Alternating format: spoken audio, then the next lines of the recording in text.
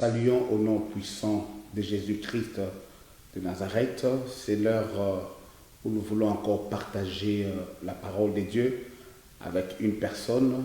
Nous sommes Apocalypse Apostolic Church of Acacia, l'église qui est basée ici à Manchester et qui est dirigée par nous-mêmes. Et nous répondons au nom de pasteur Jules Dongala, et nous voulons en tout cas encore une fois de plus bénir une personne. Avant que je puisse commencer à prier, j'aimerais prendre rendez-vous avec une personne chaque dimanche à partir de 18h à 20h. Nous serons ici sur Venix TV pour bénir la vie d'une personne, et spécialement pour le dimanche prochain, nous allons travailler à téléphone ouvert parce que nous allons finir cet enseignement que nous avons commencé il y a cela 3 semaines sur qui est Yahvé Rapha. Donc nous allons prier pour une personne et l'Éternel nous fera du bien. Donc le dimanche prochain, nous prenons rendez-vous. Il y aura des intercesseurs de l'église qui seront ici avec moi. Et ensemble, nous allons prendre des requêtes de prière.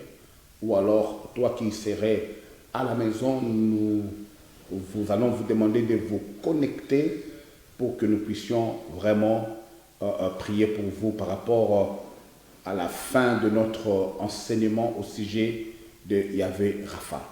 Est-ce qu'on peut prier? Éternel Dieu Papa, je te bénis encore pour ta présence. Je te célèbre parce que tu es Dieu. Je te glorifie parce que tu es Seigneur. Papa, je t'abandonne ce moment. Ouvre le cœur d'une personne.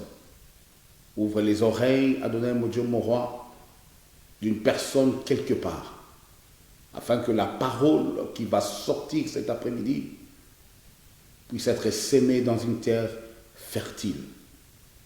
Cher Saint-Esprit de Dieu, en ce qui nous concerne, remplis-nous de ta présence. On t'appelle l'esprit de connaissance, l'esprit de l'intelligence et l'esprit de crainte de Dieu. Nous voulons que tu puisses nous remplir encore. La révélation par rapport à la parole que nous allons partager ce soir. D'aide à ce que ta présence soit avec nous et que tu puisses exercer notre langue à la parole de Dieu.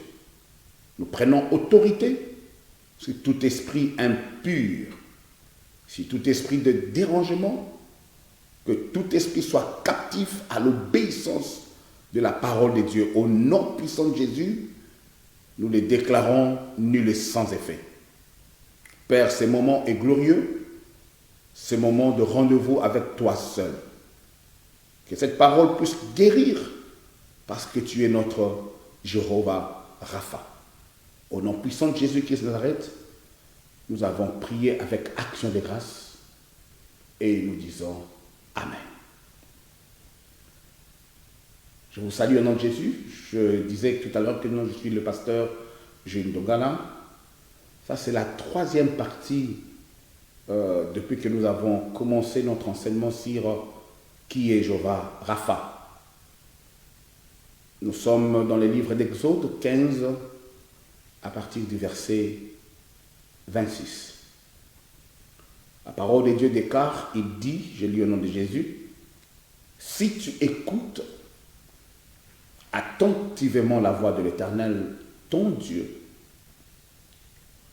si tu fais ce qui est droit à ses yeux, si tu prêtes l'oreille à ses commandements, et si tu observes toutes ses lois, je ne te frapperai d'aucune des maladies dont j'ai frappé les Égyptiens, car je suis l'Éternel qui te guérit. Amen. Je disais tantôt que nous sommes à la 3e partie de notre enseignement sur Jéhovah Rapha. Par la grâce de Dieu, nous avons démontré les différentes faces cachées de Jéhovah Rapha. Littéralement, comme nous avons défini dans des séances précédentes, que Jéhovah Rapha voudrait dire le Dieu qui guérit. Et la première fois que Dieu se révèle en tant que Jéhovah Rapha, c'était par rapport à ces versets d'Exode 15, verset 26.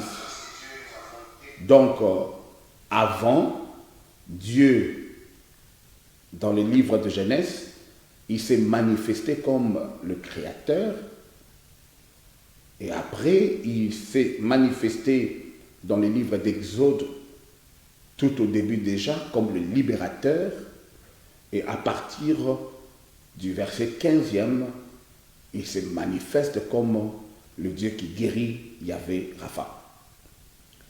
Depuis notre première séance, nous avons cherché à faire comprendre à une personne que Dieu, là j'insiste, que Dieu n'est pas Jéhovah Rapha parce qu'il te guérit. Non. Dieu, il est déjà Jéhovah Rapha avant qu'il ne te guérisse. Donc, nous faisions une erreur quand nous sommes malades et que lorsque nous sommes guéris, nous célébrons directement Jéhovah Rapha et nous comprenons, nous le réduisons à un médecin, comme j'ai dit, à un médecin curatif qui vient seulement pour te guérir. Et pourtant, en long et en large, Jéhovah Rapha n'est pas seulement celui qui te guérit à coup sûr, mais qui fait beaucoup de choses autres en tant que Jéhovah Rapha. Vous savez, quand il a dit, je voulais parler de Dieu, quand Dieu a dit que je suis le Dieu qui te guérit, Dieu ne se manifeste pas dans le présent seulement. Vous serez d'accord avec moi que je suis, c'est en fait le verbe être, première personne du singulier. Mais lorsque Dieu dit je suis dans la pensée de Dieu, il se forme dans ce qu'on dit l'éternité. C'est-à-dire le je suis de Dieu n'est pas le je suis du temps présent, première personne du singulier, mais le je suis de Dieu, c'est en fait conjugué au présent perpétuel, au présent éternel. Cela veut dire que non, Dieu, il couvre le passé, il couvre le présent et il couvrira, alléluia, le futur. Donc quand il dit « je suis celui qui te guérit », il voudrait seulement dire aux enfants d'Israël qu'hier, il était Jéhovah Rapha, aujourd'hui, il est Jéhovah Rapha, et demain, il sera Jéhovah Rapha. En d'autres termes, c'est comme pour dire que dans sa qualité de Jéhovah Rapha, il couvre les maladies passées, il est en train de couvrir les maladies présentes et il couvrira aussi, ou alors il guérira aussi les maladies futures. C'est-à-dire quoi? Avant, lorsque nous n'étions pas là, Jésus-Christ, Jéhovah Rapha, avait guéri la lèpre, avait guéri la peste, avait guéri ces maladies de ce temps-là. Et vous allez remarquer, pendant ce temps-là, il n'y avait pas le sida, mais aujourd'hui, il guérit déjà le sida, et demain, hier, par exemple, le coronavirus n'était pas là, mais dans sa qualité de Jéhovah Rapha, même les maladies qui viendront après des siècles et des siècles, il les guérira. Alléluia. Parce que quand il dit « je suis », il dit « j'étais, je suis et je serai ». Alors, nous avons voulu faire montrer à quelqu'un que dans sa première dimension de Jéhovah Rapha, Dieu, il est celui qui n'attend pas que la maladie t'attaque pour qu'il vienne pour te guérir, mais par contre, il se présente comme celui qui, avant même la maladie ne puisse te toucher, t'attaquer, il l'éloigne déjà de loin, il te préserve avant que tu ne sois touché. Il dit aux enfants d'Israël par rapport à ces versets que je ne te frapperai d'aucune des maladies dont j'ai frappé les Égyptiens. Nous avons compris que Jéhovah Rapha se présente comme un médecin, je ne cesserai de le dire, comme un médecin préventif, celui qui prévient, celui qui prend des précautions avant que la maladie ne t'attaque. Donnez-moi un bon amen. Je te salue, toi qui es sur la ligne, que l'Éternel te bénisse. Je salue maman Marie-Paul, je salue maman Liliane, je salue maman Renate, papa Alvaro, maman Chantal, je salue ma bien-aimée maman Cathy, je salue ma bien-aimée maman Lola Kumbi. Que l'Éternel vous bénisse abondamment, et toi qui es en train de nous suivre maintenant sur la ligne. Laisse-moi progresser un peu. Vous savez, la vie de désert, quand Dieu, nous disons que notre Dieu est celui qui prévoit, le médecin préventif, c'est en fait parce que la vie de désert était trop compliquée. Il y a la malnutrition, il y a le soleil qui devait les attaquer, il y a des animaux dangereux, il y a des insectes, il y a le manque d'eau, il y a la marche.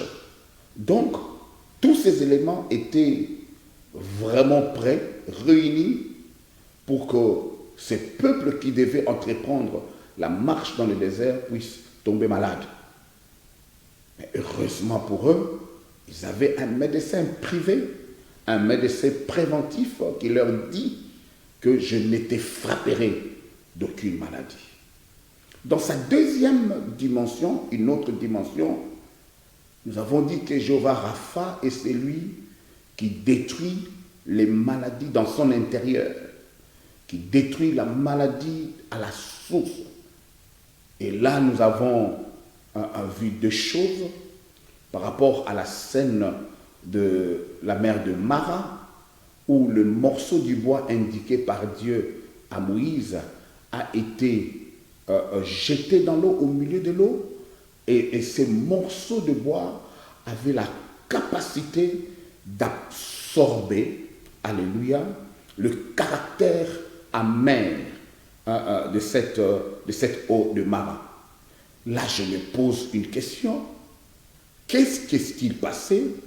Comment est-ce que l'eau qui était, my God, qui venait d'être amère lorsqu'ils l'ont goûtée, mais seulement en faisant un geste qui peut-être aux yeux des hommes ne représente absolument rien, le fait de jeter, alléluia, le bois, le morceau de bois dans l'eau, et que cette eau-là est devenue buvable, et que l'amertume, parce que Mara, c'est de là que vient Marie, ça veut dire l'amertume, c'est-à-dire le caractère amer, quelque chose qu'on ne peut pas boire. Le vinaigre de Mara était parti où? Donc là, je comprends, dans sa deuxième dimension, que Jéhovah Rapha est capable, alléluia, d'absorber ta maladie à partir de l'intérieur. Et la deuxième chose qu'on a vue, dans sa dimension de Jéhovah Rapha, comme quelqu'un qui absorbe même le venin, c'était dans le livre de Nombre 21, 4 à 9, où la Bible déclare que non, Moïse a élevé le serpent d'airain, et lorsque le peuple qui a été mordu par le serpent naturel, lorsqu'ils fixaient leurs yeux, alléluia, lorsqu'ils fixaient leurs yeux vers le serpent d'airain, ils étaient guéris de leur morsure, de leur venin. C'est là que je me pose la question. Mais où était parti le venin? Le venin restait dans leur corps. My God. Mais lorsqu'ils fixaient les yeux sur le serpent d'airain qui est Jéhovah Rapha, bien-aimés, ils étaient guéris de leur morsure. Amen. Nous avons aussi compris une chose, et Dieu nous l'a fait comprendre, lui-même Jésus nous l'a fait comprendre, dans le livre de Jean 3, 14 à 16, que comme Moïse a élevé le serpent d'airain dans le désert, il faudrait. Quand on dit il faut, bien-aimé, c'est une obligation. Quand on dit il faut, ce n'est pas négociable. Il faudrait que le Fils de Dieu soit aussi levé. Je suis en train de dire à quelqu'un, tu as un problème, que ton regard soit fixé vers l'Éternel. Nous avons aussi dit pendant les séances précédentes que Jéhovah Rapha, il est celui qui sauve d'abord et te guérit après. Ça aussi, c'était une dimension intéressante de Jéhovah Rapha. D'abord, il te sauve et après, il te guérit. Et nous avons compris ça par rapport à Exode 14 et Exode 15. Exode 14, il libère les enfants d'Israël. Et Exode 15, directement, il se présente comme étant celui qui les guérit. Est-ce que je parle à quelqu'un? Bien-aimé, Dieu est bon, Dieu est merveilleux. Voilà en fait les dimensions, le trois déjà dimensions que nous avons vues de Jéhovah Rapha.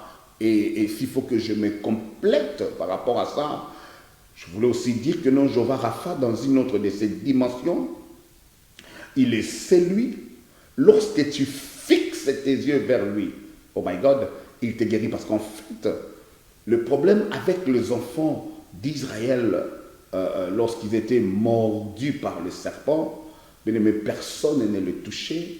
La condition sine qua non pour être guéri, c'était de fixer, alléluia, de fixer les yeux vers le serpent d'airain.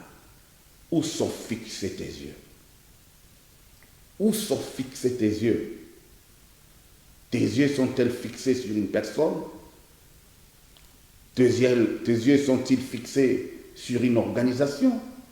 Ou alors tes yeux, mes yeux, sont fixés vers Jéhovah Rapha? Alléluia. Nous avons compris aussi que le verset qui parle de sauver, du salut, sont étroitement liés avec les versets qui parlent de guérir. Je répète, je disais, nous avons compris dans la dimension, une autre dimension de Jéhovah Rapha, que le verset qui parle du salut, d'abord, il te donne le salut et après, il te guérit. C'est là que nous avons invoqué le livre d'Ésaïe 53, verset 5, où la Bible déclare, je lis en Jésus, mais il était blessé pour nos péchés, brisé pour nos iniquités, le châtiment qui donne la paix est tombé sur lui, et c'est par ces meurtrissures que nous sommes guéris. Donc je comprends une chose, que Jéhovah Rapha a d'abord pardonné le péché, a d'abord pardonné les iniquités qui a trait de notre salut. Parce que lorsque tes péchés sont pardonnés, lorsque tes iniquités sont effacées, tu entres dans les saluts, tu entres dans les repos de Dieu. Et c'est alors, après avoir fait cette action, il dit aussi que non, par mes meurtrissures, par ces meurtrissures, nous sommes guéris. Psaume 103, notre deuxième verset pour soutenir cette pensée qui dit que non, le salut s'accroche à la guérison, c'est que David a dit, mon âme bénit l'Éternel, que tout ce qui est en moi bénisse son saint nom.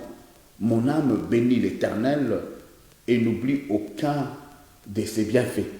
C'est lui qui pardonne toutes tes iniquités, qui guérit toutes tes maladies. Donc là, clairement, nous voyons que non, il a sauvé, alléluia, il a pardonné les iniquités, et juste après, dans le verset 3e du psaume 103, David dit que c'est lui encore qui guérit toutes tes maladies.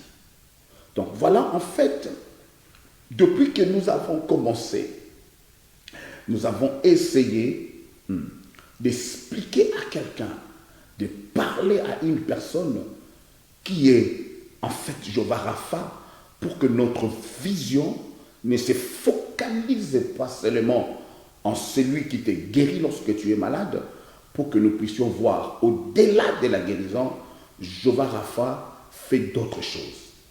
Est-ce que je parle à une personne? Bien-aimé, pour moi, en ce qui me concerne, je crois qu'il n'est plus le temps de crier pour moi.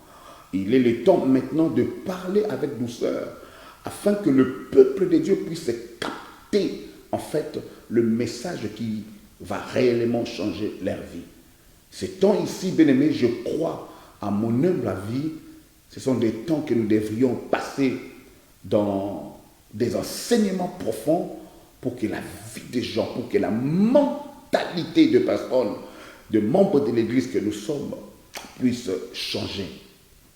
Alléluia. Et de là, bien-aimé, je pourrais aussi partir avec comment est-ce qu'on appelle ça encore en français, avec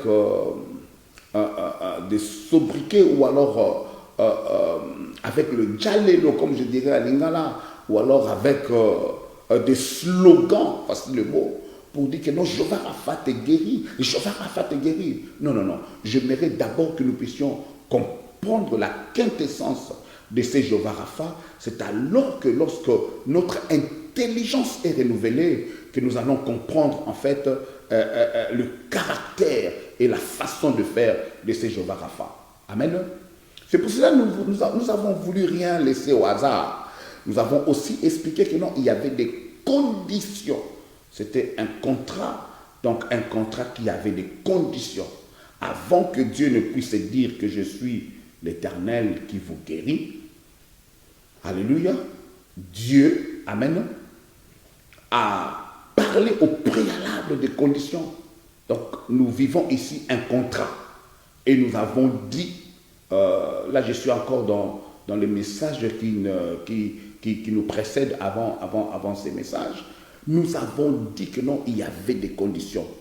Et parmi ces conditions, vous savez, s'il faut que j'ouvre une parenthèse, Dieu, c'est un Dieu de principe.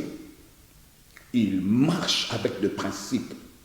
Dire seulement que non, tu es Jéhovah Rapha, tu me guéris, et que ne pas suivre le principe de Dieu, bien aimé, ce sont des slogans inutiles. Et nous allons comprendre que non, les gens viennent dans nos églises, ils restent les mêmes parce que nous avons donné le temps de baser nos prédications dans des slogans qui n'édifient pas. Et après, le peuple aurait à nous condamner. Bien-aimé, la Bible déclare que mon peuple périt par manque de connaissance. Je suis venu dire à quelqu'un, pour que Dieu te guérisse de tes maladies passées, de tes maladies présentes et de tes maladies dans le futur, tu dois remplir ta part des responsabilités. Nous devons remplir notre part des responsabilités. Regarde, aujourd'hui, on est en train de nous dire que non, plus de 41 000 morts, plus de 41 000 morts causés par Corona. Mais qu'est-ce que nous attendons pour que nous puissions reconnaître que nous avons failli dans notre mission et que nous puissions suivre scrupuleusement ce que Jéhovah Rapha nous dit avant qu'il ne se présente comme étant Jéhovah Rapha. Qu'est-ce qu'il nous a dit? Il nous a dit, si tu écoutes attentivement la voix de l'Éternel. Très important. Est-ce que, comme je parle maintenant là, m'écoutes-tu ou alors tu es en train de m'écouter attentivement? Parce qu'il y a une différence nette entre, alléluia, écouter simple et écouter avec attention. nous avons dit que la différence réside dans les éléments que la personne ou alors l'humain utilise pour écouter. Pour écouter simplement, je n'ai pas besoin de mon cerveau, j'ai besoin de mes oreilles. Mais pour écouter avec attention, au-delà des oreilles, alléluia, j'ai besoin de mon cerveau pour réfléchir, j'ai besoin de mon cœur pour garder ce que j'ai écouté, et après j'aurai besoin des œuvres sur le terrain pour mettre en pratique ce que j'ai écouté. Alors je te reviens maintenant. Quand tu pars à l'église, est-ce que tu écoutes ou alors que tu écoutes attentivement? Ça, c'était la première condition. De la part des Israélites, ils devaient écouter attentivement la voix de l'Éternel. Alléluia. La voix de l'Éternel, ton Dieu. Là, c'est aussi important. La voix de l'Éternel, non pas le Dieu de ton pasteur. La voix de l'Éternel, non pas le Dieu de ton voisin. Mais la voix de l'Éternel, ton Dieu. Cela veut dire quoi? Tu dois avoir une... Comment est-ce que je peux le mettre? Tu dois avoir une certaine expérience avec ton Dieu. Est-ce que quelqu'un m'écoute cet après-midi? Ton Dieu, pas le Dieu de l'église, pas le Dieu de ta grande sœur, pas le Dieu de ta femme ou alors de ton mari, mais tu dois avoir écouté la voix de l'Éternel, ton Dieu. Est-ce que tu as un Dieu? Est-ce que tu as un Dieu?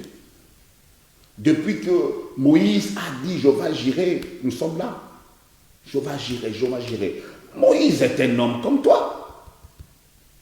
Depuis que Dieu s'est présenté, Jéhovah Rapha, nous sommes là. Comment est-ce que tu appelles ton Dieu? Quelle est l'expérience que tu as avec ton Dieu? Est-ce que tu écoutes la voix de l'Éternel, ton Dieu? C'est pourquoi les gens comme les David, ayant l'expérience personnelle avec son Dieu, quand il se présente dans les champs de bataille, il dit que non, je viens avec l'expérience de mon Dieu. Quand l'ours attaquait, quand le lion attaquait, ton serviteur faisait ceci, faisait cela, avec son Dieu. Matassa, notre, votre, leur. Est-ce que tu as un Dieu? Deuxième condition, c'était que non, si tu fais ce qui est droit à ses yeux, je ne commande pas là.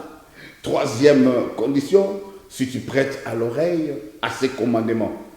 La parole de Dieu s'explique en elle-même. Quatrième des conditions, si tu observes toutes ses lois.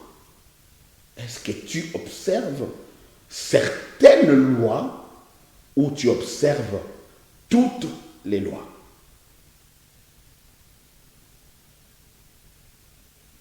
Je restais silencieux, bien-aimé, pour que cette question puisse entrer dans tes méninges et que ça puisse te faire réfléchir.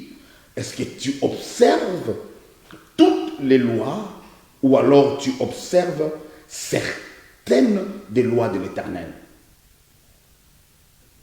Voilà. Ne dis pas que non, Dieu m'a abandonné lorsque tu ne remplis pas tes conditions. C'est par rapport à ça que je me suis dit la fois passée, le dimanche passé, que nous devions être humbles, reconnaître que nous avons failli et revenir vers ces dieux. La Bible déclare, revenez à moi et je reviendrai à vous. Donnez-moi un bon amen. Donnez-moi un bon amen. Je veux que tu puisses te manifester parce que Dieu va nous faire du bien. Alors, qu'est-ce que je t'amène aujourd'hui? Là, c'était la rétrospective de ce que nous avons vu déjà il y a 2-3 séances. Qu'est-ce que je t'amène aujourd'hui? Aujourd'hui, je voudrais parler d'une autre manière de faire de celui qui s'appelle Jéhovah Rapha. Nous ne cesserons d'abord jamais à dire que Dieu n'est pas Jéhovah Rapha parce qu'il te guérit. Non. Mais il te guérit parce qu'il est Jéhovah Rapha. Vous savez, dans la dimension, écoutez-moi très bien. Je serai vraiment calme. Et là, je crois que non, quelqu'un va comprendre au début ce que je veux dire pour comprendre ce que je dirai après. Vous savez, dans la dimension des maladies, il y a des maladies qu'on appelle des maladies pathogènes. Et puis il y a d'autres maladies qu'on appelle des maladies spirituelles. Je vais te montrer aujourd'hui une autre dimension de Jéhovah Rapha. Je disais tantôt qu'il y a des maladies que nous appelons des maladies pathogènes. Il y en a d'autres de maladies qui sont connues en tant que maladies spirituelles. La pathologie, c'est un mot grec, alléluia, c'est en fait une science qui a pour objet d'étudier des maladies de telle manière, notamment, à déterminer leurs causes et leurs mécanismes. C'est-à-dire, quand on parle d'une maladie pathologique, et la science qu'on appelle la pathologie intervient pour étudier cette maladie-là de telle manière à déceler quelles sont les causes, les agents, alléluia, les microbes, les bactéries, les virus qui causent cette maladie. Et comment est-ce que ces maladies ou alors ces pathogènes ou alors ces microbes s'organisent pour attaquer le corps humain. C'est alors que les hommes des sciences, les hommes de recherche, les hommes intelligents vont chercher un médicament, alléluia, qui va contrecarrer cette action de ces pathogènes en vue de guérir la personne. Donc par là, nous comprenons que les maladies pathogènes sont des maladies causées par des agents extérieurs qu'on appelle communément des microbes.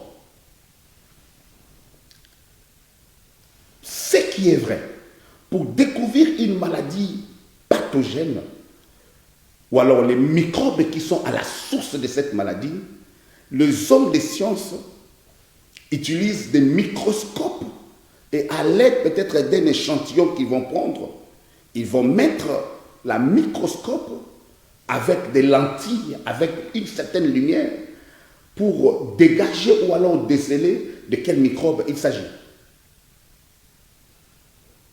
Écoutez-moi et écoutez-moi très bien. Par contre, il y a une autre forme de maladie qu'on appelle de maladie spirituelle. En fait, les maladies spirituelles, vous allez convenir avec moi, ce sont des maladies qui présentent les mêmes symptômes que les maladies pathologiques, mais celles-ci sont des maladies causées par des agents spirituels. Je vais l'appeler aujourd'hui les microbes spirituels. Cela voudrait dire que si vous allez avec une maladie spirituelle dans un hôpital pour qu'on décèle, on va voir que non, c'est la tuberculose. Mais quand on cherche à voir le microbe de la tuberculose dans ton intérieur, on ne le trouve pas. Parce qu'en fait, c'est un agent, alléluia, c'est un agent spirituel qui a causé cette maladie. Il y a des gens qui ont souffert de sida, mais c'était des sida spirituels. Il y a des gens qui ont souffert de tuberculose, c'était des tuberculoses spirituelles. Il y a des gens qui ont souffert de maladies compliquées, mais derrière ces maladies-là, il y avait des agents spirituels.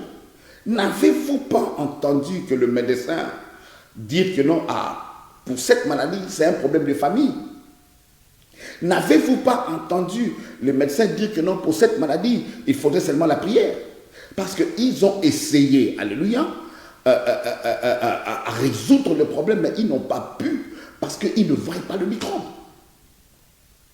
Laisse-moi énumérer quelques maladies de gens dans la Bible qui ont souffert de maladies spirituelles.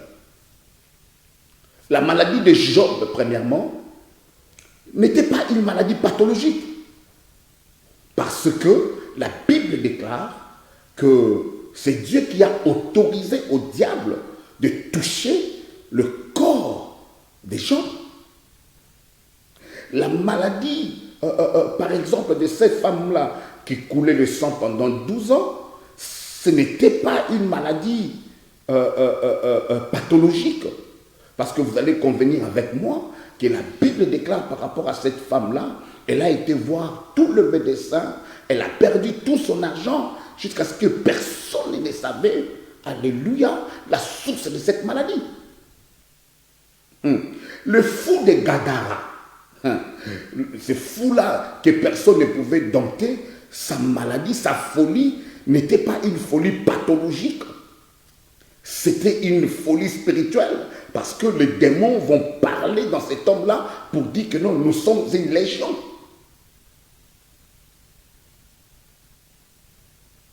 L'aveugle né, cet aveugle-là qui était aveugle depuis sa naissance, ce n'était pas une maladie, un aveuglement pathologique. Non, c'était causé par lui-même Dieu, parce que vous allez convenir avec moi que les apôtres ont posé la question, qui a péché, Dieu a dit que non, il est comme ça pour que la gloire de Dieu puisse s'éclater. La stérilité de Anne, oh my God, ce n'était pas une stérilité pathologique due à un problème gynécologique. Non, la Bible déclare Anne que Dieu lui-même a rendu stérile. Mais si pour les maladies pathologiques, on utilise les microscopes pour déceler la maladie ou alors le microbe, mais pour les maladies spirituelles, vous pouvez aller dans les laboratoires les plus équipés du monde, mais personne ne trouvera la cause de la maladie. Mais je te présente quelqu'un. Yehoshua Amashia, celui que j'appelle Jéhovah Rapha. Il a la capacité, my God, là où les microscopes ne peuvent pas voir. Lui, il peut voir parce que la Bible déclare dans le livre d'Apocalypse 1er, verset 4, que sa tête et ses cheveux, my God, étaient blancs comme de la laine blanche.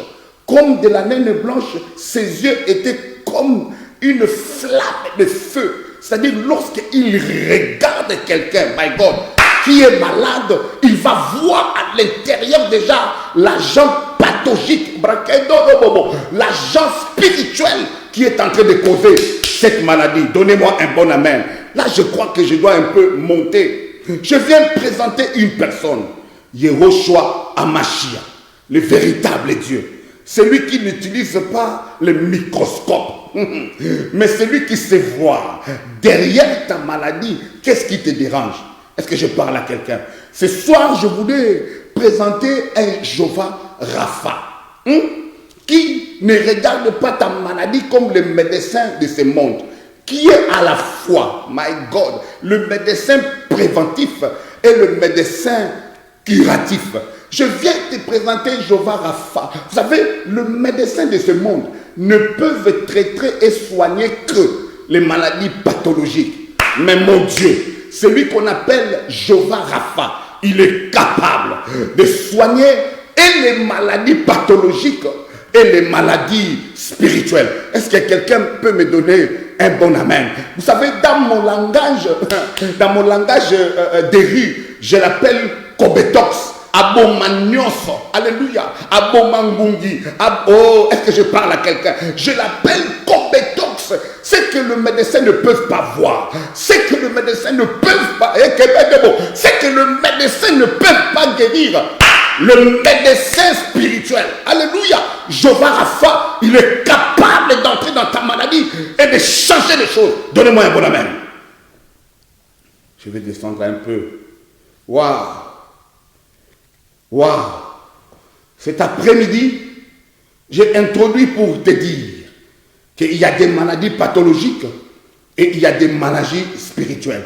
Mais je vais te présenter un Jéhovah Rapha qui est capable non pas seulement de te guérir, mais d'entrer en toi et de détruire la source spirituelle de ta maladie. Donnez-moi un bon amen. Donc, Jéhovah Rapha n'est pas seulement celui qui te guérit, mais il est aussi celui, à part te guérir, il prend d'abord soin de détruire la source de tes maladies. Donc, l'agent pathogène de ta maladie, l'agent spirituel de ta maladie, il le détruit d'abord et puis il s'occupe de toi après. Donnez-moi un bon la main. Là, je suis dans le livre de Luc 13, 10 à 13. Je vois une femme, Luc 13, 10 à 13. La Bible déclare, laissez-moi un peu lire ça. Jésus enseignait dans une des synagogues le jour du sabbat. Et voici, il y avait là une femme possédée d'un esprit qui la rendait infirme depuis 18 ans. Elle était courbée et ne pouvait pas du tout se redresser. Verset 12e, lorsqu'il la vit, Jésus lui adressa la parole et lui dit, « Femme, tu es délivrée de ton infirmité. » Verset 13e, et il lui imposa les mains. À l'instant, elle se redressa et glorifia Dieu. Écoutez-moi et écoutez-moi très bien. Cette femme était courbée pendant 18 ans. Mais cette femme-là, pendant 18 ans, la Bible déclare qu'elle était toujours dans le temple. Là, je vais ouvrir une parenthèse. Un peu de fièvre. Papa, aujourd'hui, je ne vais pas venir, je ne me sens pas bien. Wow. Un peu de maux de tête. Aujourd'hui, je ne me sens pas bien. Mais cette femme-là, pendant 18 ans, dans sa position, elle était toujours dans le temple. Vous savez, quand on la voit, elle était courbée. Quand on est courbé, la beauté aussi est courbée. Quand on est courbé, qui va te regarder? Donc pendant 18 ans, cette femme vaquait son temps dans le temple. Je suis sûr et certain que les sacrificateurs de cette église ont prié pour cette femme. Je suis sûr et certain. Les Lévites dans cette église ont prié pour cette femme. C'est pour cela, bien-aimé, être dans une église là où il n'y a pas de miracle, bien-aimé, où les gens ne croient pas au miracle, bien-aimé, tu vas être là jusqu'à ta mort. N'accuse pas une personne.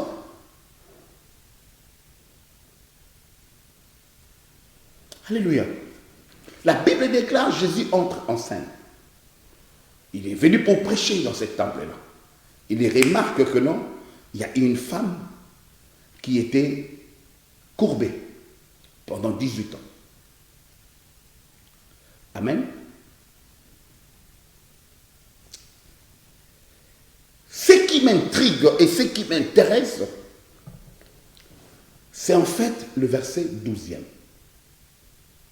Lorsqu'il a vu, Jésus lui adressa la parole et lui dit, « Femme, tu es délivrée de ton infirmité. » Ça, ce n'est pas le langage d'un docteur normal. Un docteur normal, un médecin normal va dire que non, tu es guéri. Mais Jéhovah Rapha ici, il dit que femme, tu es délivrée de ton infirmité. Mais là, il y a un problème sérieux. Alléluia. Un médecin ne parle pas en termes de délivrance. Un médecin parle en termes de guérison. Mais lui, tellement que il est le médecin des cas spirituels. Si vous remarquez bien, la Bible déclare que non, c'était des esprits impurs qui rendaient cette femme-là infirme. Est-ce que je parle à une personne? Mais je suis venu te présenter ce médecin. Alléluia. Et lorsque, avant même qu'il ne puisse poser le main sur elle, la Bible déclare que non, il a d'abord dit que tu es délivré de ton infirmité. Donc il y a deux actions. La première action, il dit à la femme, tu es délivré de ton infirmité. Et la deuxième action, dans le verset 13e, la Bible déclare que non, il lui imposa le main et à l'instant, elle se redressa. Donnez-moi bien les mains pour que je continue. Mais cela veut dire quoi? Il y a des actions que Dieu a fait là-bas. Il y a des actions que Jéhovah Rapha a fait. La première action, il chasse d'abord les agents pathogènes spirituels qui causaient que cette femme soit courbée. Et la deuxième action, il impose les mains sur la femme et la femme était redressée. Je suis venu présenter à une personne, Jéhovah Rapha, qui ne te guérit seulement pas, mais qui va s'assurer, alléluia, que les agents, alléluia, que les microbes, que les microbes, que les agents spirituels, que les démons, que les esprits impurs qui sont sur toi partent d'abord. Parce que s'ils le laissent là-bas, ils vont encore revenir appeler. Bien aimé, je te fais montrer Jéhovah Rapha qui coupe ou alors qui casse le cycle de ta souffrance en chassant les démons. Parce que si on les laissait comme ça, les démons allaient revenir. D'abord, il chasse les démons. C'est pour cela qu'il dit à la femme que non, tu es délivré. Je déclare à une personne maintenant, Jéhovah Rapha te délivre de ta maladie. Au nom puissant de Jésus-Christ, avant qu'il ne puisse te guérir, il te délivre d'abord. Donnez-moi un bon amen. Donnez-moi un bon amen. Alléluia.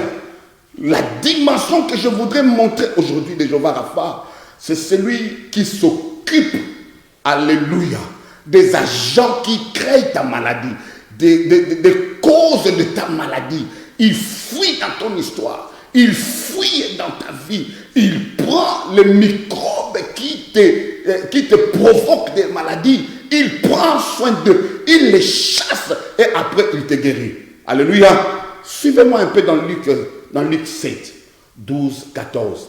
Il y a quelque chose d'important là-bas que je vais te faire voir. La Bible déclare, lorsqu'il fut près de la porte de la ville, voici, on portait en terre un mort, fils unique de sa mère, qui était veuve. Et il y avait avec elle beaucoup de gens de la ville. Verset 13e, le Seigneur l'ayant vu, fut ému de compassion pour elle et lui dit, ne pleure pas. Il s'approcha et toucha le cercueil. Ceux qui l'a porté s'arrêtèrent. Il dit, jeune homme, je te l'ai dit, lève-toi. Bien aimé, c'est une histoire très très importante. J'ai fini peut-être à partir de 5 ou 10 minutes, je vais finir cet enseignement. Nous allons compléter cet enseignement la semaine prochaine, le dimanche. Une histoire très très intéressante. Bien aimé, je suis venu te présenter Jéhovah Rapha, qui d'abord prend soin de ceux qui te rendent malade et après il te guérit. Qui d'abord prend soin de ses agents spirituels et te guérit après. Qui d'abord élimine tout ce qui est comme microbes spirituels, ces petits démons, il se charge d'eux, après il te guérit. Je suis venu présenter une personne, Jéhovah Rapha, qui doit d'abord arrêter cet agent-là, cette chose-là qui te donne la maladie, ces microbes-là qui... Oh, je les appelle microbes aujourd'hui parce que tous les esprits mauvais sont des microbes pour moi. Alléluia. Des gens qui vivent dans la saleté, des gens ce sont des agents pathogènes spirituels qui causent des maladies. Mais Jéhovah Rapha, quand il vient, my God, il prend soin d'eux d'abord et puis il te guérit. Une histoire vraiment éloquente. Il y avait deux cortèges. Jésus entrait, alléluia, avec son peuple. Le cortège de vie entrait et le cortège de la mort sortait. Je voulais dire, le cortège de celui qu'on appelle Jéhovah Rapha entrait et le cortège de celui qu'on appelle malade, mourant, sortait. Alléluia. Je veux dire à quelqu'un, je suis en train de voir le cortège de celui qu'on appelle Jésus entrer et le cortège de celui qu'on appelle la veuve de Naïn sortait. Alléluia. Bien aimé, je suis venu dire à quelqu'un que le cortège de celui qu'on appelle le fils unique de son papa entrait et de l'autre côté, il y avait le cortège du fils unique de sa maman. Le fils unique de son papa en connivence ou alors en action contre le fils unique de sa maman, qui va gagner? Alléluia. Ce que je voudrais faire noter à quelqu'un ici, il y a une chose. Vous savez, dans le cas de Lazare, lorsque Lazare était mort, la Bible déclare que non, Jésus, il était tout près du sépulcre et il a demandé qu'on enlève, qu'on ouvre le sépulcre. Il ne l'a pas touché. Et de loin, il a crié, Lazare, sors dans le tombeau, et Lazare était sorti. Alléluia. Quand nous connaissons ces cas. Dans les cas, par exemple, de la fille de Jairus, la Bible déclare que non, Jésus a tenu la fille dans sa main et il a dit, Talita Kumi, et la fille était ressuscitée. Mais dans ces cas, alléluia, au lieu que Jésus-Christ touche l'enfant qui était malade, mais Jésus-Christ touche le cercueil. Ce n'était pas le cercueil qui était malade, mais c'était l'enfant qui était mort. Au lieu de toucher l'enfant, comme il a touché la fille de Jairus, mais Jésus-Christ touche le cercueil. Cela voudrait dire quoi? Le plan du diable par rapport à ça, c'était d'abord de tuer le mari qui était déjà tué, de rendre la femme veuve, de tuer son enfant qui vient d'être tué, et après, avec le même cercueil, rentrer encore pour tuer maintenant la maman pour l'enterrer. Mais cette fois-ci, bien aimé, le diable fait une erreur. Au lieu de le faire lorsque Jéhovah Rapha n'était pas là, mais il se présente en disant que Jéhovah Rapha est là. Jéhovah Rapha est là au lieu de toucher le cercueil et l'enfant, mais Jéhovah Rapha touche le cercueil, c'est-à-dire l'instrument par lequel, alléluia, le diable utilise pour t'enterrer. Je suis venu dire à une personne, non pas seulement tu ne mourras pas, parce que le cycle est aujourd'hui cassé par Jéhovah Rapha, mais même ton enfant qui est déjà mort, Jéhovah Rapha va toucher l'agent pathogène, l'agent spirituel qui conduisait ton enfant vers la mort et qu'il va ressusciter maintenant au nom puissant de Jésus-Christ de Nazareth. Je ne sais pas dans quel cercueil on a mis ton mariage, my God. Je ne sais pas dans quel cercueil on a enterré your happiness. Je ne sais pas dans quel cercueil on a enterré ta joie. Mais je t'annonce une chose. Jéhovah Rapha est en train de toucher ce qui t'a mené vers la mort et tu vas ressusciter. Donnez-moi un bon amen. Alléluia. Je vais bientôt finir. Vous savez ce qui se passe dans le livre d'Exode 14 et dans le livre d'Exode 15. Dans le livre 14, il libère le peuple contre Pharaon. Le peuple devait partir. Dans le livre d'Exode 15, il annonce que non, je suis votre Dieu qui vous guérit. Mais il se passe une chose.